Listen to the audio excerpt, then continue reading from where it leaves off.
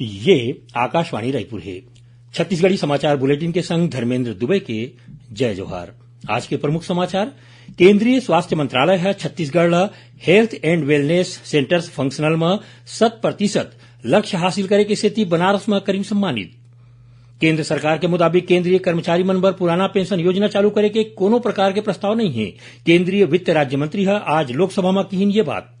और राष्ट्रीय वेक्टर जनित नियंत्रण कार्यक्रम के तहत आज ले प्रदेश के 3 जिला मन में फाइलेरिया उन्मूलन अभियान शुरू। अब समाचार विस्तार ले। केंद्रीय स्वास्थ्य मंत्रालय है छत्तीसगढ़ बेरा ले पहली health and wellness sectors functional करे के 100% लक्ष्य हासिल करे बर सम्मानित करे है। यूनिवर्सल हेल्थ कवरेज डे के मौका में बनारस में होए एक कार्यक्रम में केंद्रीय स्वास्थ्य मंत्री डॉक्टर मनसुख मांडविया इस सफलता ऊपर छत्तीसगढ़ प्रमाण पत्र दे है। इस सफलता ऊपर मुख्यमंत्री और स्वास्थ्य मंत्री स्वास्थ्य विभाग और राष्ट्रीय स्वास्थ्य मिशन के जम्मो अधिकारी और कर्मचारी मन ला बधाई दे हवै। जानवा के मुताबिक प्रदेश ला कुल 4,825 प्राथमिक स्वास्थ्य केंद्र, उप स्वास्थ्य केंद्र और शहरी स्वास्थ्य केंद्र के उन्नयन करके हेल्थ और वेलनेस सेंटर्स के रूप में चलाए के लक्ष्य मिले रहीस। राज्य में अभी 4,887 हेल्थ एंड वेलनेस सेंटर्स चलाए जाते।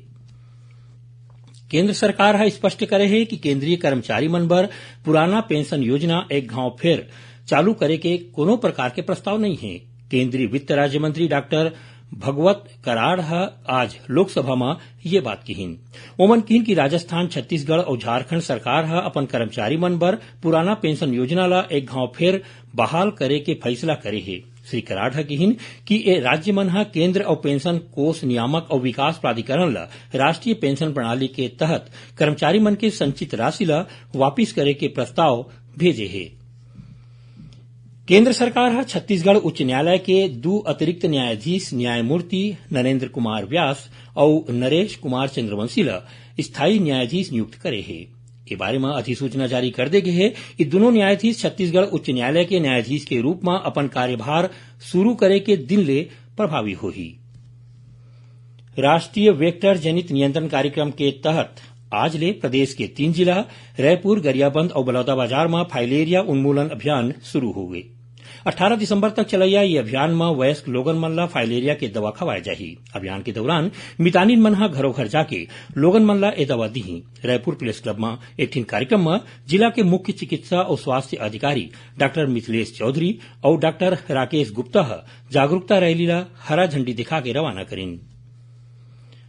प्रधानमंत्री नरेंद्र मोदी अवैया 25 दिसंबर के आकाशवाणी ले प्रसारित होवैया मन की बात कार्यक्रम पर लोगन मन ले विचार और सुझाव देवर के हे। सुनैया मन नमो ऐप या माई जीओवी ओपन फोरम में अपन विचार भेज सकते हैं या टोल फ्री नंबर 1800-117800 में घलो डायल करके अपन संदेश हिंदी या अंग्रेजी में रिकॉर्ड करा सकते हैं। फोन लाइन 23 दिसंबर तक खुला रही। लोगन मन 1922 में मिस्ड कॉल घलो दे सकते हैं और SMS लिंक मिले में सोझे प्रधानमंत्री ला अपन सुझाव दे सकते हैं। भारतीय जनता पार्टी के प्रदेश अध्यक्ष अरुण साव नागपुर ले बिलासपुर के बीच वंदे भारत एक्सप्रेस चलाए जाए के केंद्र सरकार के एक कदम ला बड़का कदम बताए है।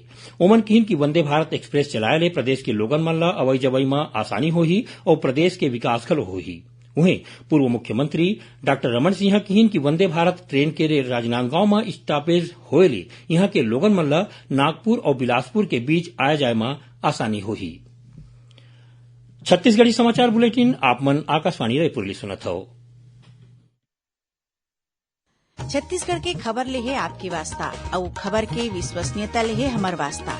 आकाशवाणी समाचार रायपुर के प्रादेशिक समाचार बुलेटिन के संगे संग हमार समसामयिक कार्यक्रम आप रेडियो के संग अपन मोबाइल में घलो सुन सकत हो। आकाशवाणी समाचार फेसबुक, ट्विटर और यूट्यूब में घलो हावय। हमार फेसबुक पेज हरे Chhattisgarh news on AIR, Twitter handle CGAIR news और हमार यूट्यूब चैनल हरे छत्तीसगढ़ AIR न्यूज। तो अब रेडियो के संगे संग आपके मोबाइल के माध्यम ले हम आप तक पहुंचत हन। छत्तीसगढ़ के हर खबर पर सुनत रहो आकाशवाणी समाचार।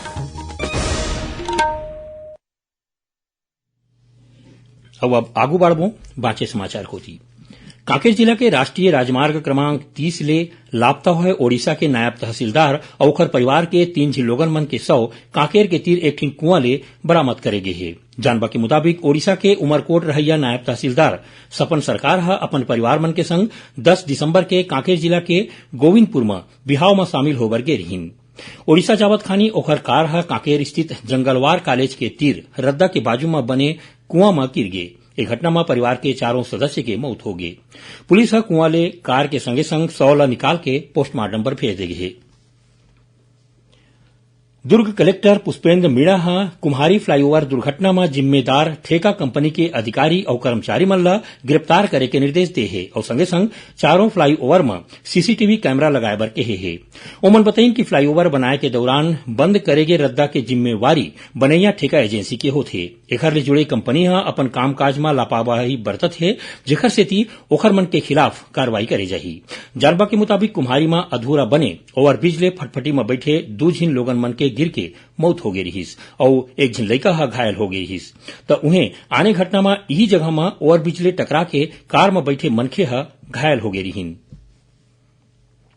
भारतीय जनता पार्टी के प्रदेश मीडिया प्रभारी अमित चिमनानी ह कहिन है कि छत्तीसगढ़ में G20 समिट प्रधानमंत्री नरेंद्र मोदी के छत्तीसगढ़ के प्रति प्रेम के प्रतीक है। ओमन कहिन कि केंद्र सरकार के नीति के सेती छत्तीसगढ़ में विकास के काम चलत है, तो उन्हें छत्तीसगढ़ में G20 सम्मेलन राखे जाए के प्रधानमंत्री के फैसला के कांग्रेस स्वागत करे है। प्रदेश कांग्रेस के संचार विभाग के अध्यक्ष सुशील आनंद शुक्ला कहिन कि केंद्र सरकार ह घलो छत्तीसगढ़ मॉडल ला दुनिया के आगू राखत है। रायगढ़ के कोतवाली पुलिस मानव तस्करी के मामला में नई दिल्ली स्थित प्लेसमेंट एजेंसी के दफ्तर मन में छापा मार के 2 झीन आरोपी मन ला गिरफ्तार करे है। ये दोनों झीन ला रायगढ़ कोर्ट में पेश करेगिस, जिहां ले ओमन ला पुलिस रिमांड में भेज दे गे है। ये आरोपी मन ऊपर गमई गांव के युवक युवती और नाबालिग मन ला काम देवाए के बहाना ले उखर मन ऊपर शोषण करे के आरोप है। भारतीय जनता पार्टी के प्रदेश अध्यक्ष अरुण साव नगर पालिक निगम भिलाई चरौदा, भिलाई, रिसाली और बीरगांव में नेता प्रतिपक्ष के चयन पर पर्यवेक्षक नियुक्त करे है।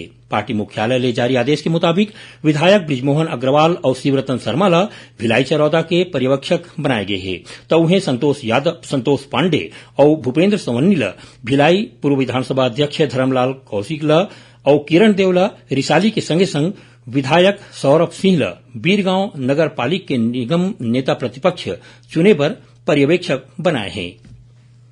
अब थोड़कुन समाचार सार में।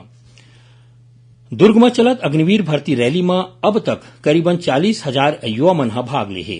रैली बर करीबन 70,000 अर्जी मिले रहीस। साहित्य अकादमी छत्तीसगढ़ डहार ले साहित्यकार राजेश्वर सक्सेना ऊपर आधारित 2 दिन के संगोष्ठी बिलासपुर में चलत है। भारतीय जनता पार्टी के भिलाई इकाई डहार ले जुनवाली ले शुरू करे गे शंखनाद यात्रा के तीसर दिन पार्टी कार्यकर्ता मन भिलाई के बस्ती मन में घूम के लोगन मन के समस्या के बारे में जानबालीन। कांकेर जिला के कोयली बेड़ा में पेंगोलिन के तस्करी के करे के मामला में पुलिस 5 झीन लोगन मन ला गिरफ्तार करे है। पुलिस ओखर मन तीर ले घर में लुका के रखे पेंगोलिन ला घलो बरामद करे है। दुर्ग जिला में स्थित एक ठिन कार्यालय में 2 ठिन गैस सिलेंडर के फटेले आगे लग गए। ये आगजनी में करीबन 25 लाख रुपया के जिनिस जल के राख हो गए। पुलिस मामला की जांच करत है। तो ओती बेमेतरा जिला के गांव लालपुर में स्थित एक ठिन पोल्ट्री फार्म में घलो आगे लग गए। फायर ब्रिगेड की मदद ले आगे ला बुझाएगिस। कोरबा जिला के केंदई रेंज में छेरी चराए बर गे एक झीन सियनहा मनखे ऊपर हाथी हमला कर दिन, जेखर ले ओखर मौत हो गई। इति मनेन्द्रगढ़ चिरमिरी भरतपुर जिला के बुधौरा जंगल में तेंदुआ के हमला में एक झिन माई लोगन के मौत हो गई और बलौदा बाजार वन मंडल के लवन परिक्षेत्र में 2 ठिन तेंदुआ के कंकाल बरामद हो है। वन विभाग की टीम मामला की जांच करत है। आखिर में प्रमुख समाचार एक गांव फेर। केंद्रीय स्वास्थ्य मंत्रालय Chhattisgarh health and wellness centres functional में 100% लक्ष्य हासिल करे के सेती बनारस में करीन सम्मानित। केंद्र सरकार के मुताबिक केंद्रीय कर्मचारी मन बर पुराना पेंशन योजना चालू करे के कोनो प्रकार के प्रस्ताव नहीं है। केंद्रीय वित्त राज्य मंत्री आज लोकसभा में कहिन ये बात। और राष्ट्रीय वेक्टर जनित नियंत्रण कार्यक्रम के तहत आज ले प्रदेश के 3 जिला मन में फाइलेरिया उन्मूलन अभियान शुरू। एकरे संग छत्तीसगढ़ी समाचार बुलेटिन इहे सिरावत है। जय जोहार।